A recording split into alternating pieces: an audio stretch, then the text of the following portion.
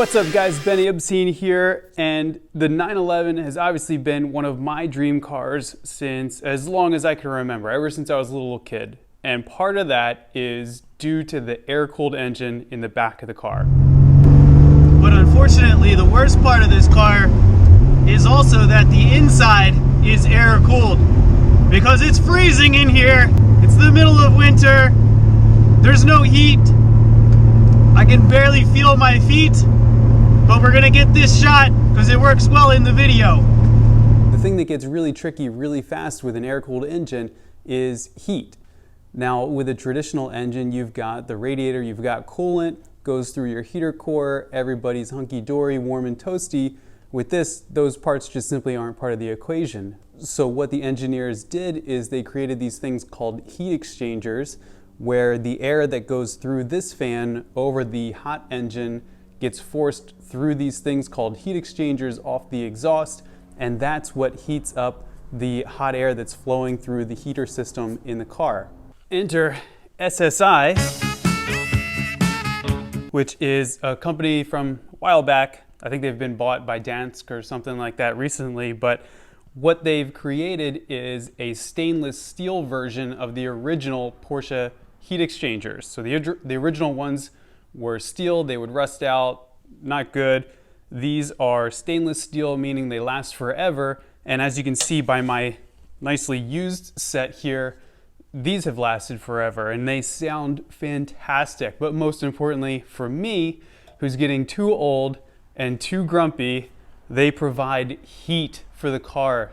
You can see by the breath or the moisture coming out of my breath here, it's cold and I want to drive. And it never snows anymore.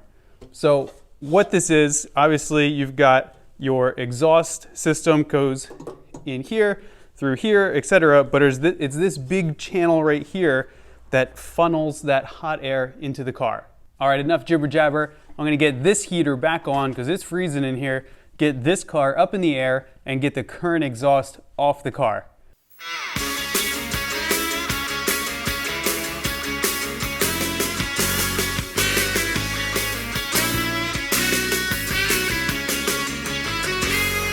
So I'm under the car now, and it's actually not too bad under here. Immediately, there's a couple important areas that I definitely want to address and take a look at.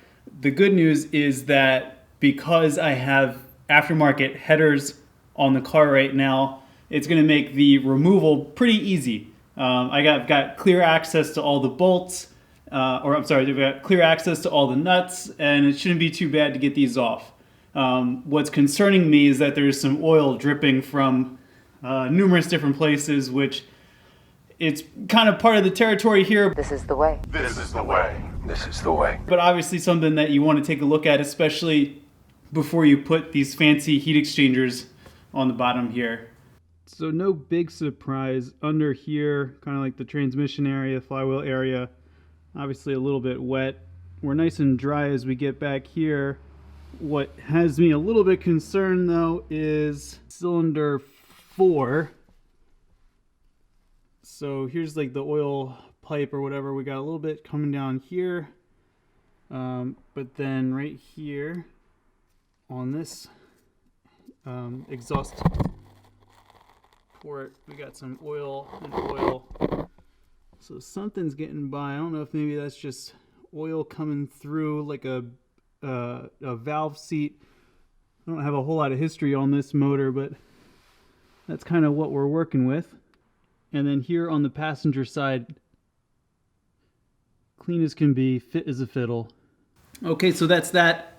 I think I'm ready to wipe this up a little bit, pull these headers off, and get a better look at what's underneath. Most importantly, safety glasses. Anytime I'm underneath one of these old cars, rust eventually makes its way into my eyeball. So definitely been wearing safety glasses a lot more frequently recently. All right, looks like a 12 or a 13 mil. Let's get these things off.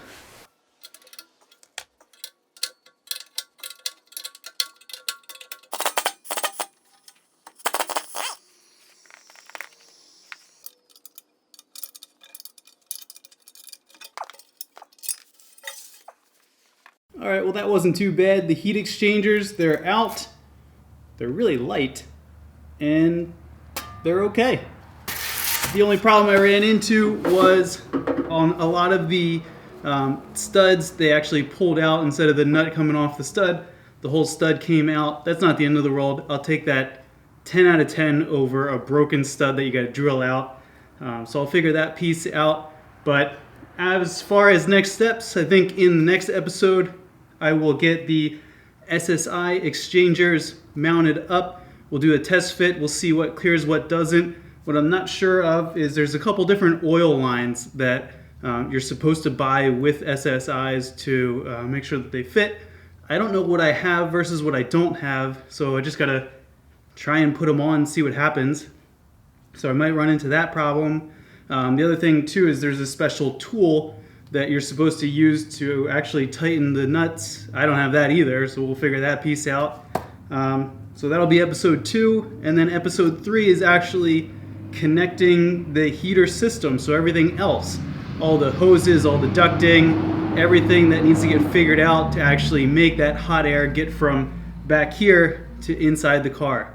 Thank you so much for watching. Stay tuned. Hopefully this won't take too long. Hopefully we won't run into too many problems, but hit that subscribe button, hit that share button, hit that like button. I'll see you next time. Appreciate it.